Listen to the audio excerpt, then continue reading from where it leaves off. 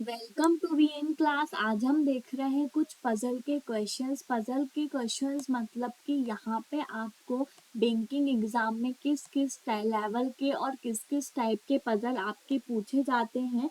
तो यहाँ पे देखें आप, इसमें हम एक सर्कुलर अरेंजमेंट का पजल करेंगे और एक हमारा जो है वीक डे वाइज पजल है।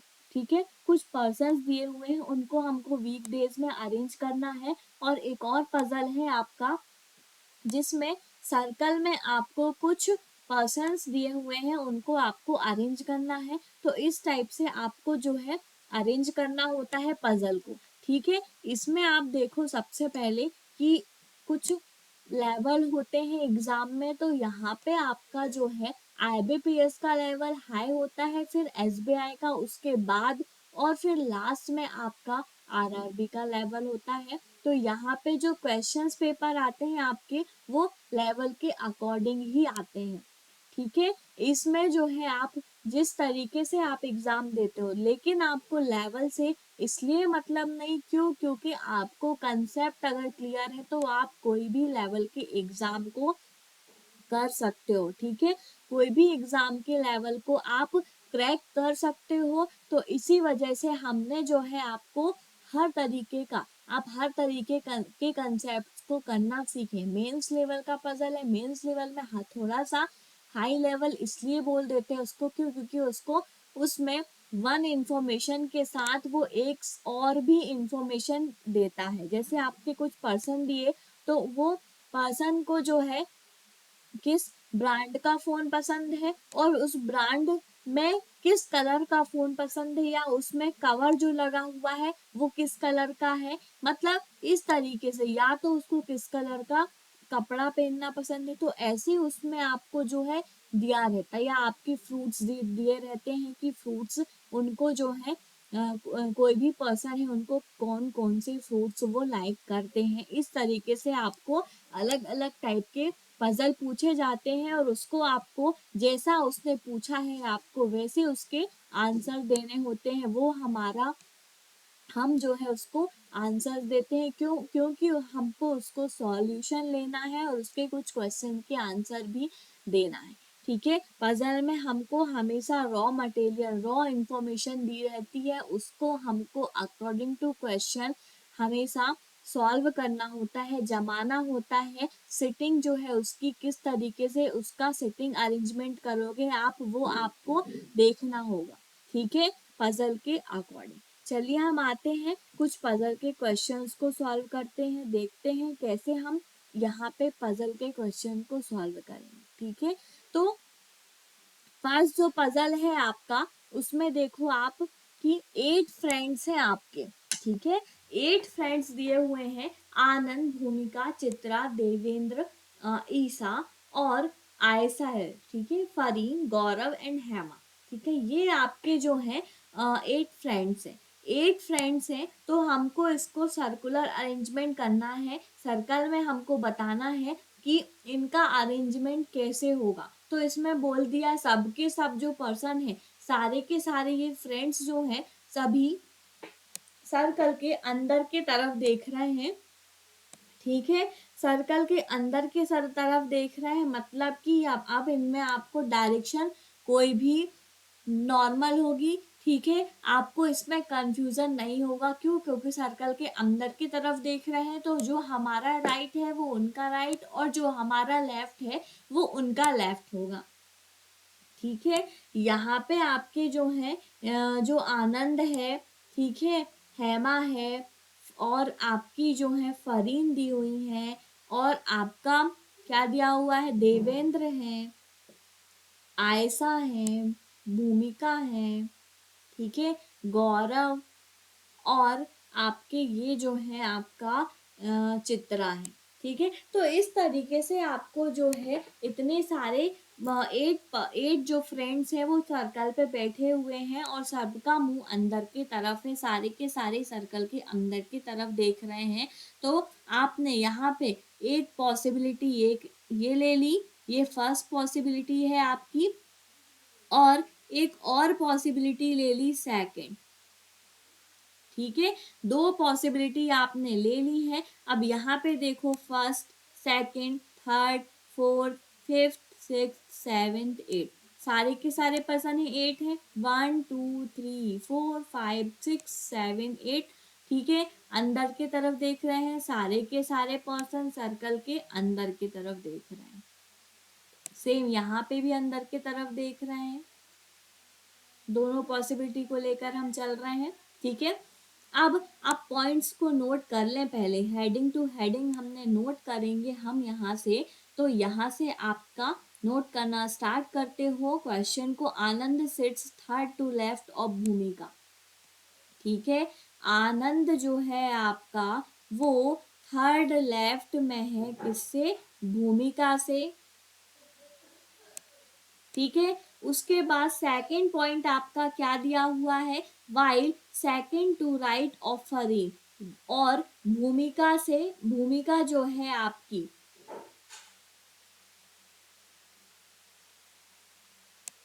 Second to right of Farin. ठीक है, मतलब कि जो है आपका क्या दिया हुआ है? आनंद जो है थर्ड लेफ्ट में है, तो थर्ड लेफ्ट में भूमिका से, और second to the right of Farin. ठीक है, सेकंड राइट में आपके जो है फरीन से है भूमिका। तो ये आपका इतना 2 पॉइंट्स आपके क्लियर हुए। अब आप थर्ड पॉइंट में आते हो। थर्ड पॉइंट में आप देखो, Devendra does not sit next to Anand और भूमिका। ठीक है, देवेंद्र जो है आनंद और भूमिका के नेक्स्ट में नहीं है। ठीक है, तो यहाँ पे आप लिख लें, जो देवेंद्र है आपका वो ना तो आनंद के पास रहेगा, ठीक है, नेक्स्ट में नहीं रहेगा। ठीक है, और ना ही वो भूमिका के पास रहेगा, दोनों के पास ये देवेंद्र नहीं रहेगा। ठीक है, फोर्थ पॉइंट आपका क्या है? Chitra and Gaurav always sit next to each other. ठीक है, चित्रा और गौरव जो है आपके वो नेक्स्ट टू ईच अदर, मतलब दोनों एक दूसरे के, ईच अदर मतलब कि यहाँ पे दोनों इमीडिएट नेवर पे रहेंगे। कौन? चित्रा और गौरव। ठीक है, दोनों जो है आपके इमीडिएट नेवर पे रहेंगे, पड़ोसी रहेंगे। ठीक है, और आप देखें यहाँ पे फिफ्थ पॉइंट क्या है?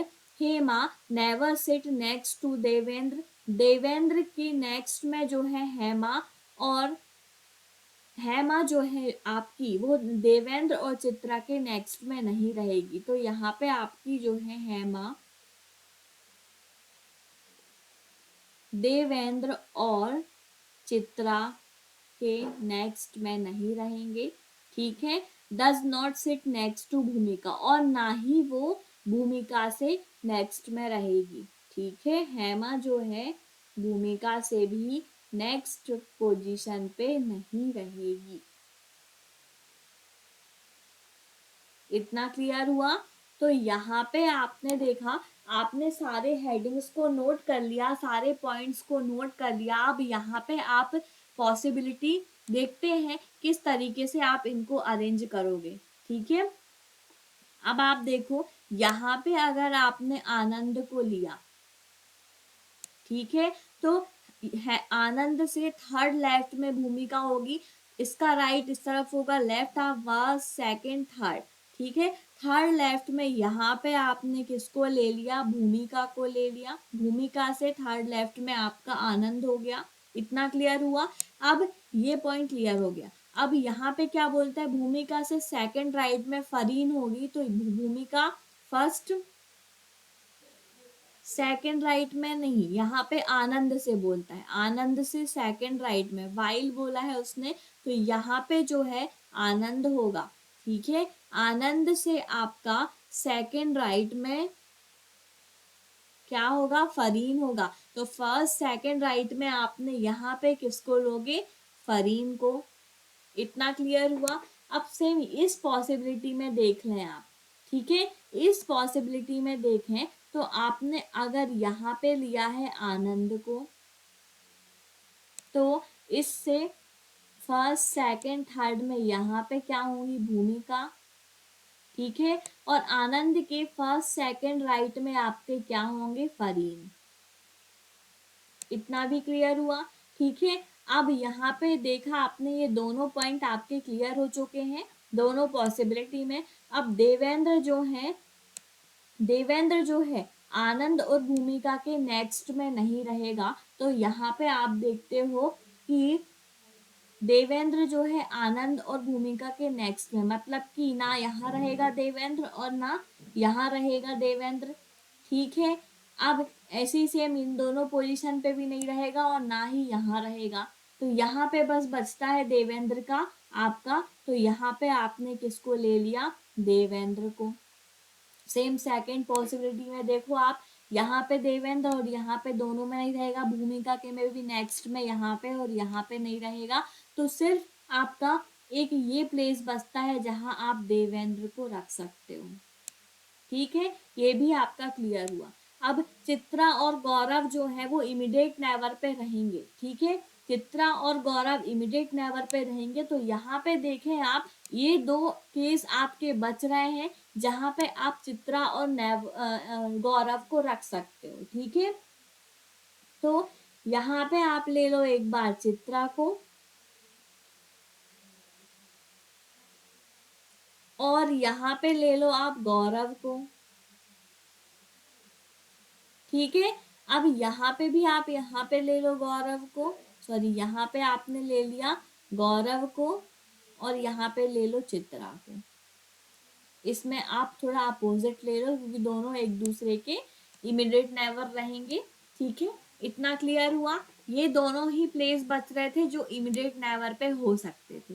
अब हेमा जो है देवेंद्र और चित्रा के पास में नहीं रहेगी, तो यहाँ पे अगर हेमा को लेंगे तो देवेंद्र पास में हो जाएगा, तो यहाँ पे आप हेमा को ले लो।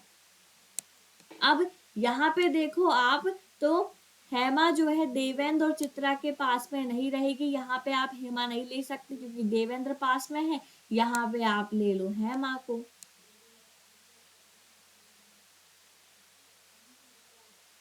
ठीक है। ये क्लियर हुआ।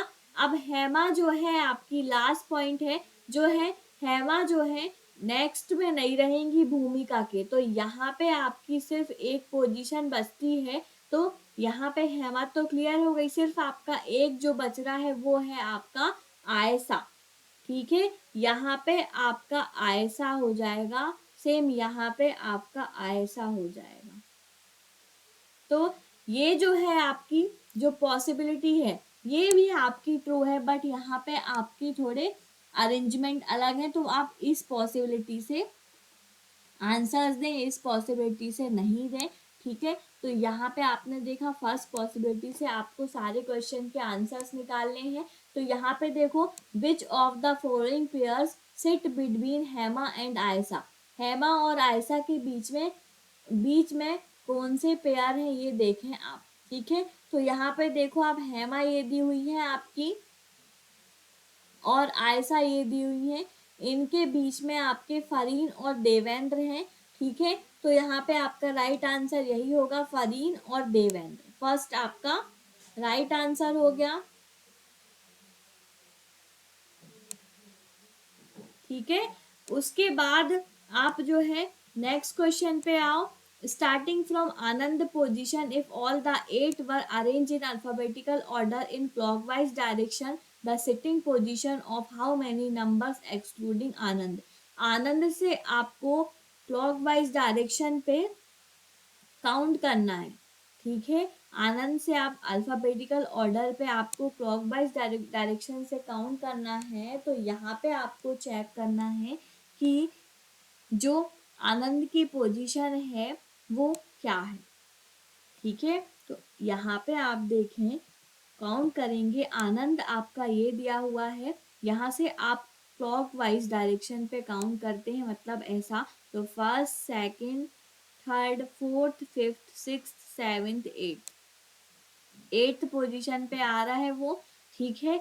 लेकिन यहाँ पे उसका जो राइट आंसर है वो क्या होगा, ये आप देखें, तो यहाँ पे उसका अल्फाबेटिकल ऑर्डर में अगर आप चेक करते हो इसको, तो A B C D ई। तो यहाँ पे आप देखते हो ए हो गया, सी हो गया, ई हो गया, डी हो गया, मतलब 3 आपके आ रहे हैं। ठीक है, ए के बाद बी आ रहा है और सी आ रहा है और फिर डी आ रहा है। तो आपका यहाँ पे राइट आंसर क्या होगा?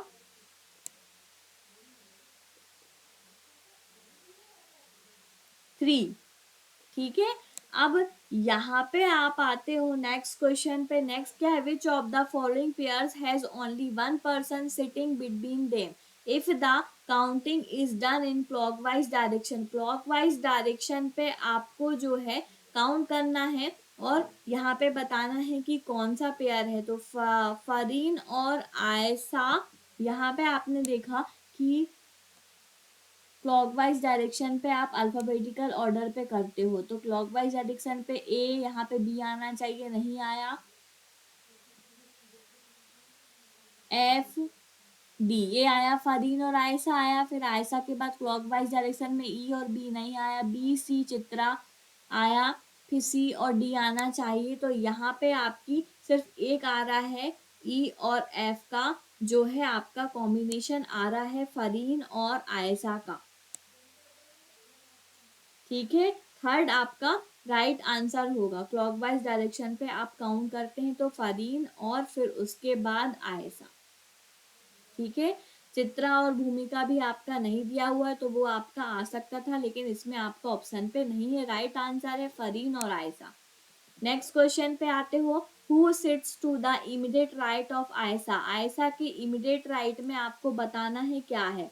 ठीक है, यहाँ पे देखो आप आयसा ये दी हुई है, इसके इमीडिएट राइट में आपने देखा देवेंद्र है, तो इमीडिएट राइट में आपको देवेंद्र को लेना है, वही आपका राइट आंसर होगा। तो देवेंद्र है आपके, बी आपका राइट आंसर हुआ। What is the position of Bhumika with respect to Chitra. Chitra के रिस्पेक्ट में भूमिका की पोजीशन क्या है ये आपको बताना है। ठीक है, यहाँ पे जाते हो आप, चित्रा आपकी ये दी हुई है, चित्रा के रिस्पेक्ट में अगर आप देखते तो फर्स्ट सेकंड राइट में भूमिका है।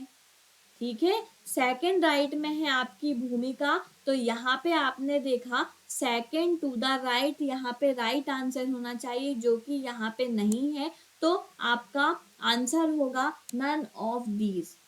ठीक है, इतना क्लियर हुआ। ये आपका पजल सॉल्व किया आपने और इसके 5 क्वेश्चंस के आंसर्स भी निकाले। ठीक है, तो यहाँ पे आपने सारा जो है क्लियर कर लिया। अब आप आते हो नेक्स्ट क्वेश्चन पे। नेक्स्ट क्वेश्चन देखो आप, इसमें क्या बोलते हैं हम। ठीक है, इसमें देखो 6 फ्रेंड्स हैं, आभा, बसु, चकोर, दक्ष, ईसा एंड फैनी, ठीक, are going for entrance exam during a period of starting from Monday to Saturday. Monday to Saturday में जो है एंट्रेंस एग्जाम उसने देता है और ये 6 फ्रेंड्स हैं, उनको हमको अरेंज करना है कि किस डे पे कौन सा पर्सन जो है वो एग्जाम देता है। ठीक है, तो यहाँ पे आप जो है देख लें, सबसे पहले आप 6 फ्रेंड्स को आप यहाँ पे नोट कर लें, आपके सिर्फ 2.2 आपके बॉक्स बनेंगे यहाँ पे। ठीक है, 2 बॉक्स आपके यहाँ पे बनेंगे, 2 बॉक्स आपने यहाँ पे बना लिया। ठीक है, 6 फ्रेंड्स है, यहाँ पे आपके क्या हो गए फ्रेंड्स,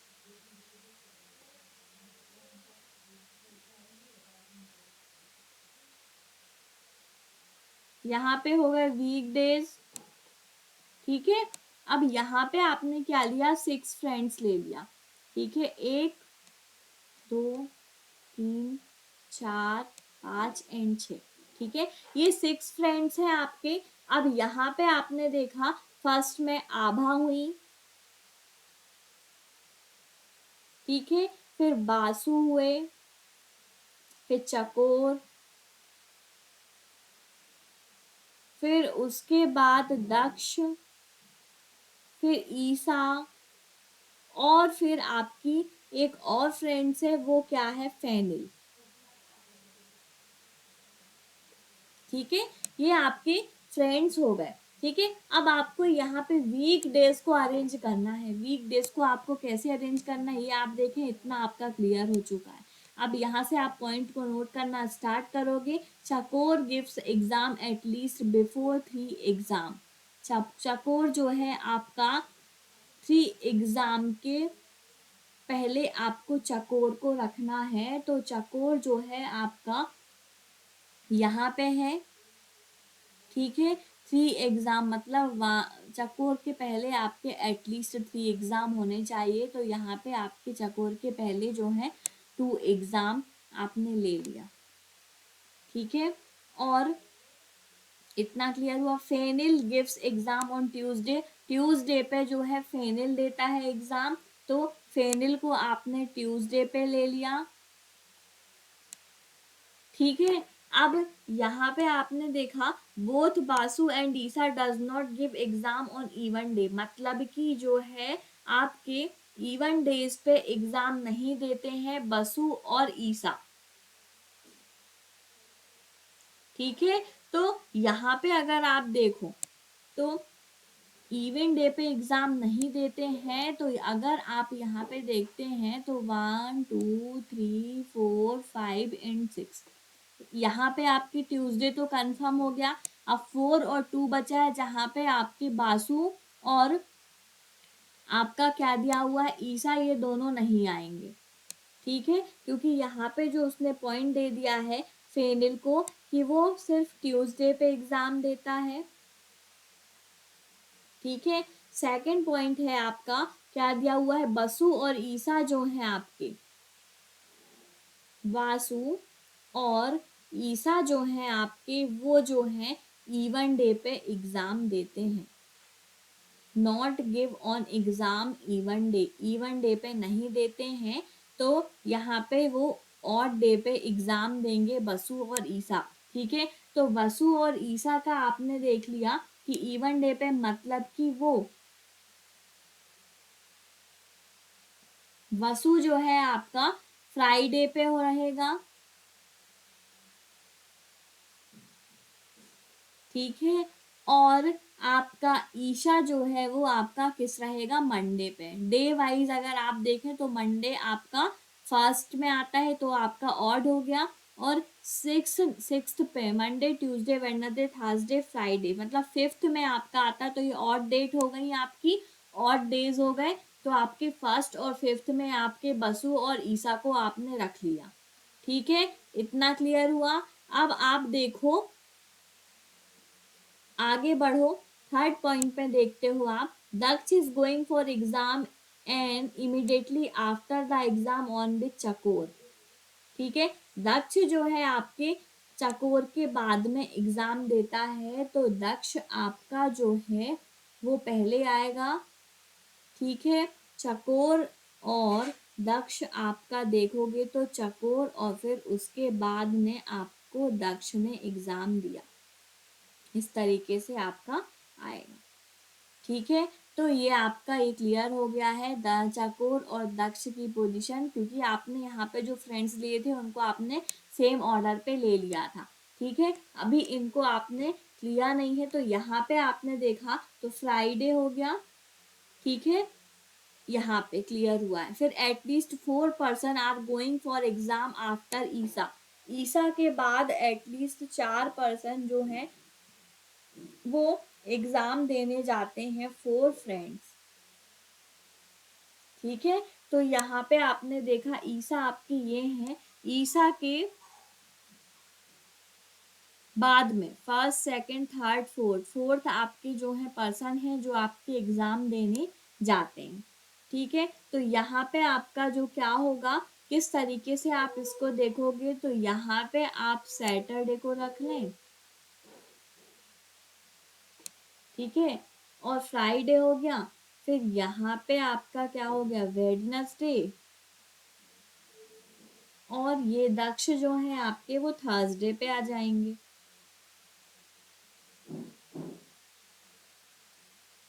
ये आपका क्लियर हो गया, ठीक है। तो ये आपने यहाँ पे ऐसा अरेंजमेंट कर लिया है। अब यहाँ पे आपको कुछ क्वेश्चन दिए हुए हैं, उसके आपको आंसर्स देने हैं, सारे पॉइंट आपके क्लियर हैं। या तो आप इन वीक डेज को पहले ले लो, ठीक है, उसके बाद इन फ्रेंड्स को अरेंज कर लो, या तो फ्रेंड्स को आप ले लो, उसके बाद आप वीकडेज को अरेंज करो, इसमें दोनों तरीके से सॉल्व हो जाएगा क्वेश्चन। ठीक है, हम आते हैं नेक्स्ट में, क्वेश्चन को देखो आप और सॉल्यूशन करो। ठीक है, फर्स्ट क्वेश्चन जो है आपका वो क्या दिया हुआ है, on which day Isa gives entrance exam. Isa जो है किस डे पे एग्जाम देती है, तो आपने यहाँ पे सॉल्यूशन किया है, ईसा जो है आपकी वो मंडे पे एग्जाम देती है, आपका क्लियर हो गया। तो यहाँ पे आप आओ, ईसा आपका ये दिया हुआ है और उसने एग्जाम दे दिया मंडे पे, इतना क्लियर हुआ। अब who gives exam immediately after the exam of Basu, Basu के एकदम बाद में जो है वो कौन एग्जाम देता है, तो यहाँ पे देखो बसु आपका ये दिया हुआ है फ्राइडे पे, और उसके बाद में जो है सैटरडे पे आपकी कौन है, आभा है। ठीक है, तो यहाँ पे आपका जो है आंसर क्या होगा, आभा। फ्राइडे के बाद सैटरडे, सैटरडे में आभा आपका आएगा। ठीक है, उसके बाद आप देखो, how many person give exam before on which चकोर गिव्स। ठीक है, चकोर जो है आपका वो कितने पर्सन जो है वो चकोर के पहले एग्जाम देते हैं। ठीक है, चकोर के पहले आप देख लें, चकोर आपका वेडनेसडे पे है, तो उसके पहले आपका ट्यूसडे और आपका फिर मंडे आता है, मतलब कि आपका 2 आना चाहिए आंसर। ठीक है, 2 आपका राइट आंसर होगा। क्यों, क्योंकि उसने जो है चकोर जो है आपकी वेडनेसडे पे एग्जाम देती है, उसके पहले आपके ट्यूसडे और मंडे, तो 2 आपका राइट आंसर होगा। ठीक है, इतना क्लियर हुआ।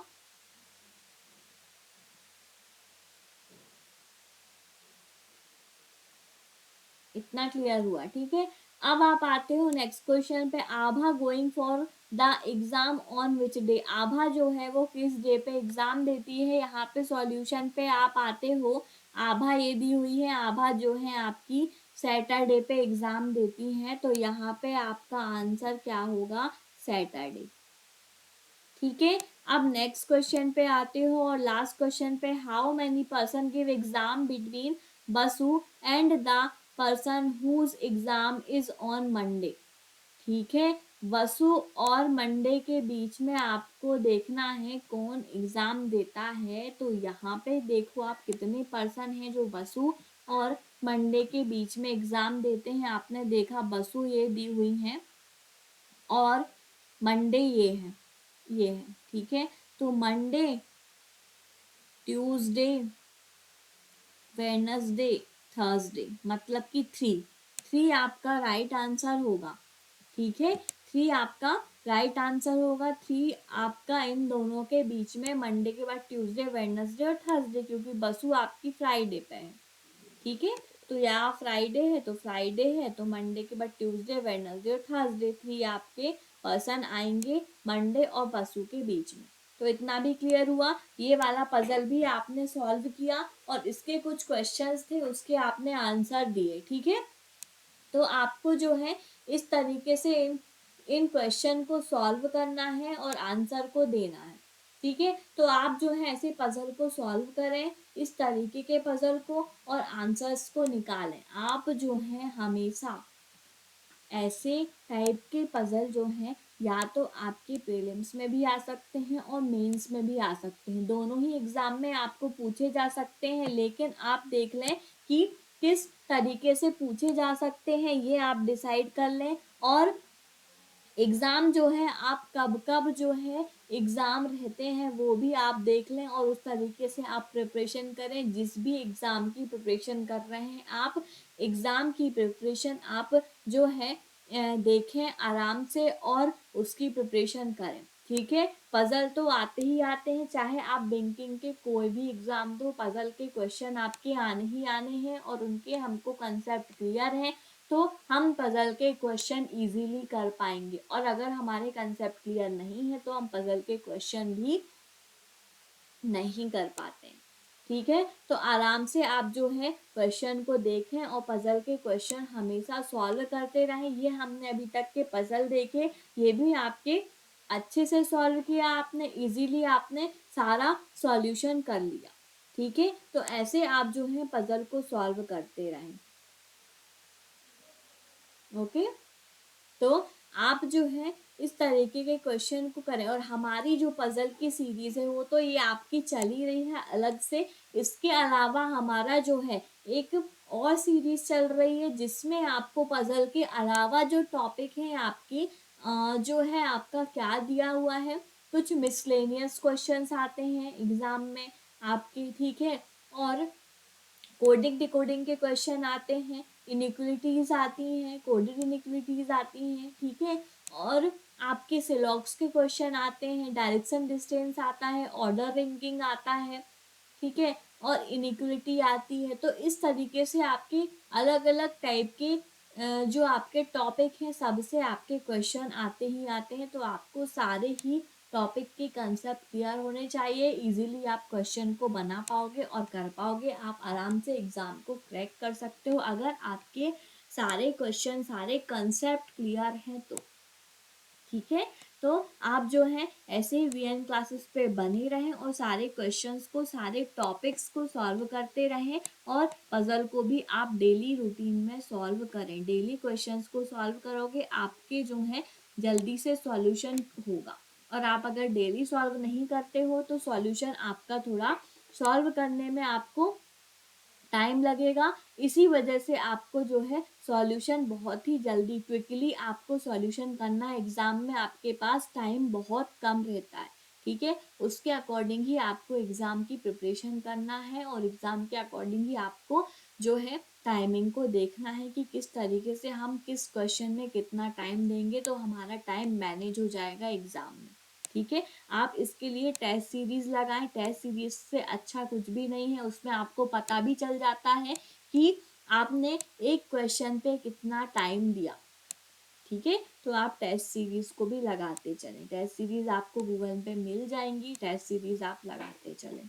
ओके, तो मिलते हैं हम नेक्स्ट वीडियो पे और भी पजल के क्वेश्चंस के साथ। ओके, हमारे चैनल को please like share and subscribe करें। Thank you.